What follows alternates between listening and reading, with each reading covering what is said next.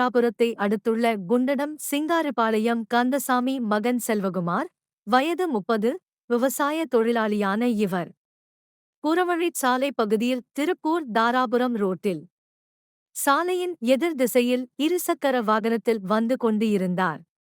அப்போது திருப்பூரில் இருந்து திருநெல்வேலி செல்வதற்காக ஸ்கோடா சொகுசு காரில் கோவை மாவட்டம் ரத்தினபுரி பகுதியில் வசிக்கும் குமார் மகன் புவனேஷ், வயது -43, வேங்கி பாளையம் முத்துசாமி தோட்டம் அருகே வந்து கொண்டிருந்தபோது அதே திசையில் வந்த செல்வகுமார் இருசக்கர வாகனத்தின் மீது கண் இமைக்கும் நேரத்தில் கார் பைக் மீது மோதியதில் விவசாயி செல்வகுமார் 100 மீட்டர் தூரம் தூக்கி வீசப்பட்டு சம்பவ இடத்திலேயே துடிதுடிக்க இரத்த வெள்ளத்தில் உயிரிழந்தார்.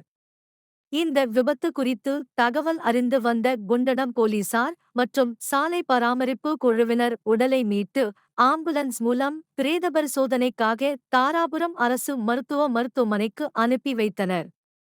பைக் மீது கார் மோதிய விபத்து குறித்து குண்டடம் இன்ஸ்பெக்டர் ஆனந்தன் வழக்கு பதிவு செய்து விசாரணை நடத்தினர். போலீசாரின் விசாரணையில் விவசாயி செல்வகுமார் எதிர் திசையில் ஹெல்மெட் அணியாமல் சாலையே கடந்தது விபத்துக்கு காரணம் என முதல் கட்ட விசாரணையில் தெரிவித்துள்ளனர்.